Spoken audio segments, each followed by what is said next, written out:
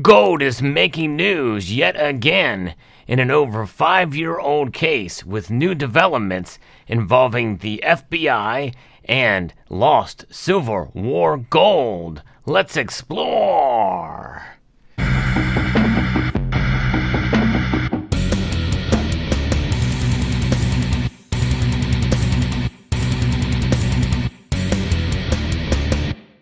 In new developments I was made aware of by several members of the community, it looks like the FBI has just been sued over a long-standing case here. But this suit comes after the news broke about witnesses have come forward describing a loaded down armored truck with signs of a night dig. This is from the AP in the heart of the Pennsylvania Elk County. Eric McCarthy and his client Don Ritchell got up before sunrise to scour the forest floor for so-called brown gold, a rack of freshly shed antlers to add to Ritchell's collection back home. In other words, they weren't looking for the actual yellow gold, they were hunting essentially. One hill over, a team of FBI agents was also hunting for gold, the metallic yellow kind. The FBI's highly unusual search of buried Civil War-era treasure more than 5 years ago set in motion a dispute over what, if anything, the agency unearthed in an ongoing legal battle over key records.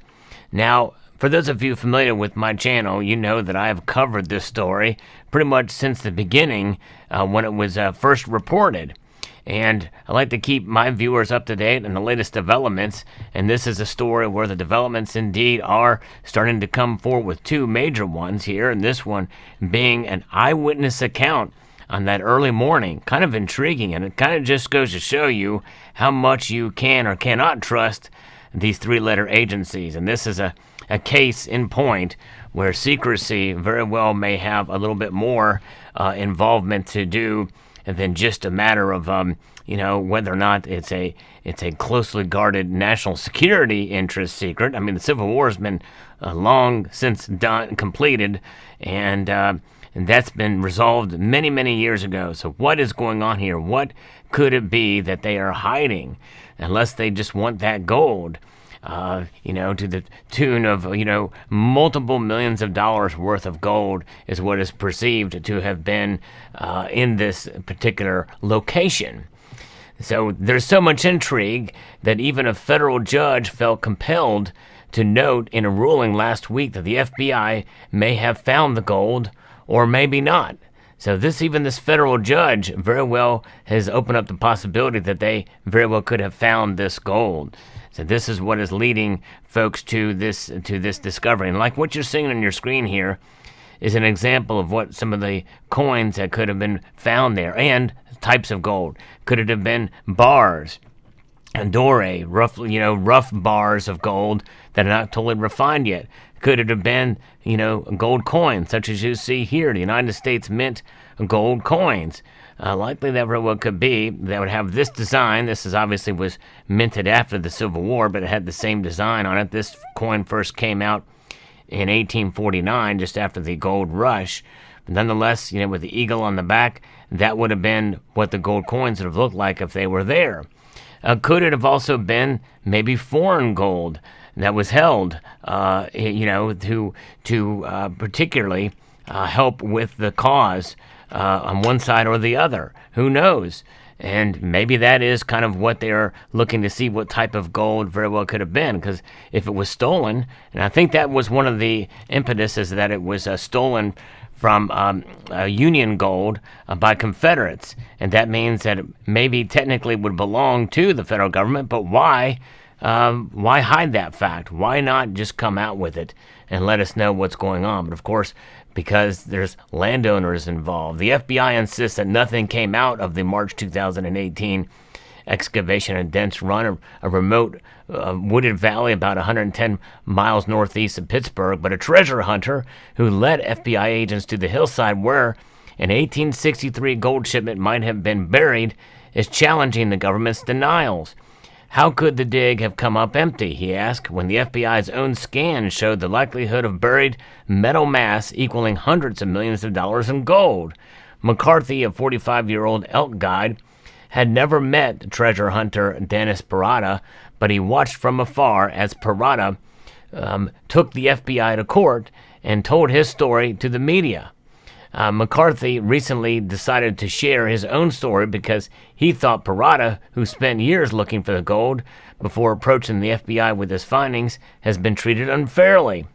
I just felt like I needed to say what I saw, and I have no ties to anybody here. It's like I felt I have been wronged. In an interview in a remote hunting camp about 25 miles from Dents Run, McCarthy recalls hearing the unexpected clang of heavy equipment as he worked his way up the mountain in near darkness, a dusting of snow on the ground from a recent squall. Later that day, while breaking for lunch, McCarthy and Reichel watched the trio of armored trucks rumble past. One of the vehicles rode low, as if it was carrying a full load. They took something out of Dents Run, McCarthy insists now, something heavy. Reached by phone, Reichel, McCarthy's 73-year-old shed hunting client, corroborated his account of hearing early morning clatter and seeing a loaded truck on March the 14th, 2018. Their recollections echo earlier statements from residents who told the AP of hearing a backhoe and jackhammer overnight and seeing a convoy of FBI vehicles, including armored trucks. Parada, co-founder of the treasure hunting outfitters Finders Keepers, views the eyewitness accounts as important because they could bolster one of his main contentions, that the FBI conducted a secret overnight dig for the gold and spirited it away. The FBI's warrant to excavate the site limited the work to 6 a.m. to 10 p.m. each day. The agency strenuously denies it dug after hours, stating the FBI merely conducted nighttime ATV patrols to secure the site.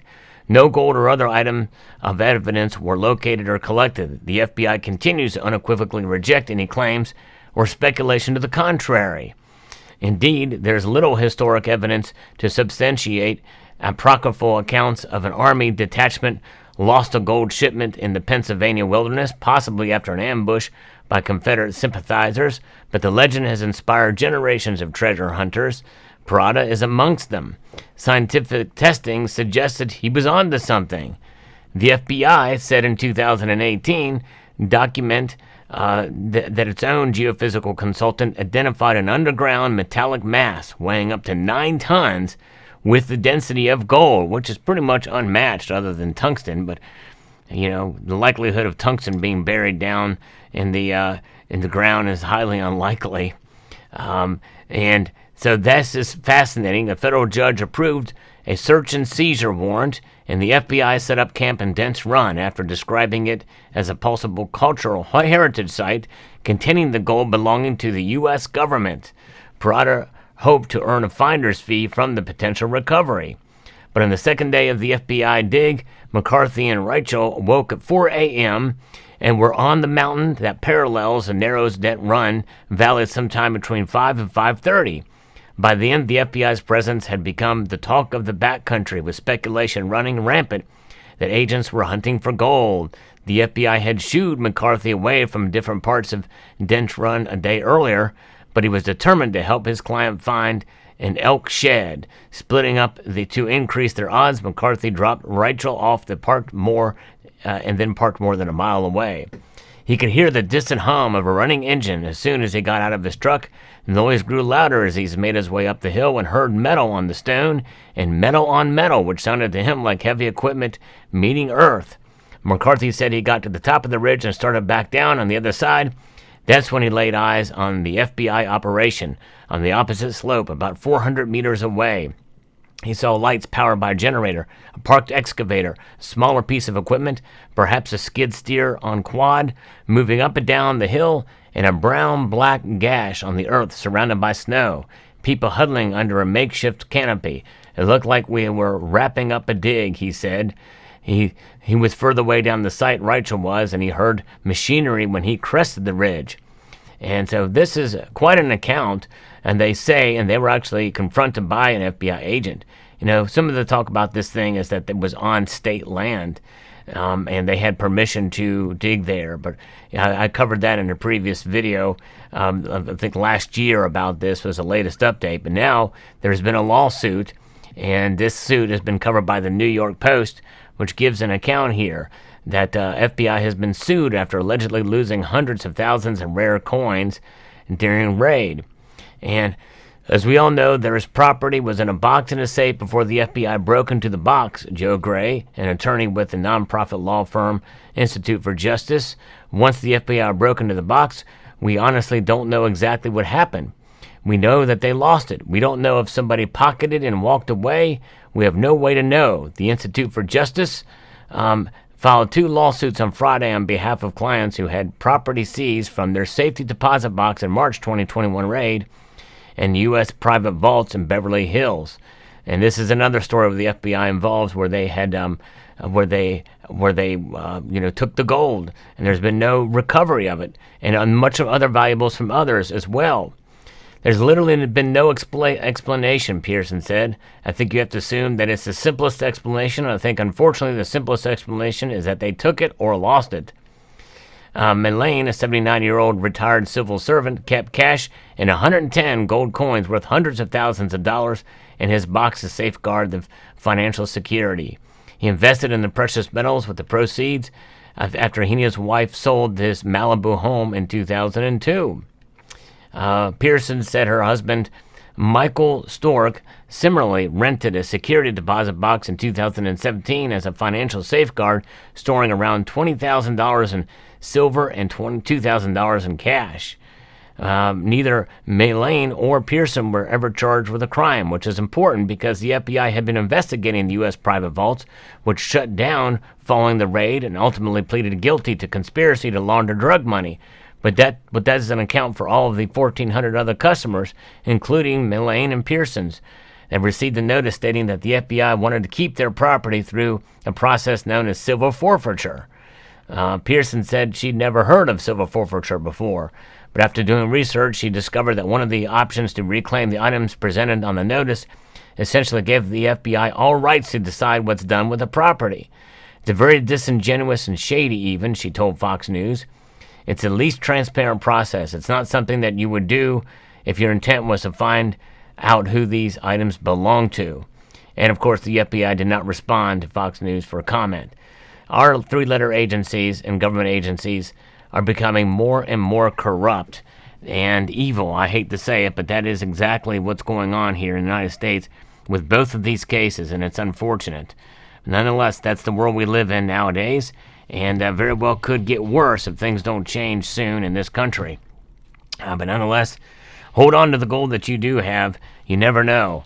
As an ongoing saga continues in both these cases, which I've covered in prior videos, with the latest news here, with being sued and what's going to be happening here and out from here on out.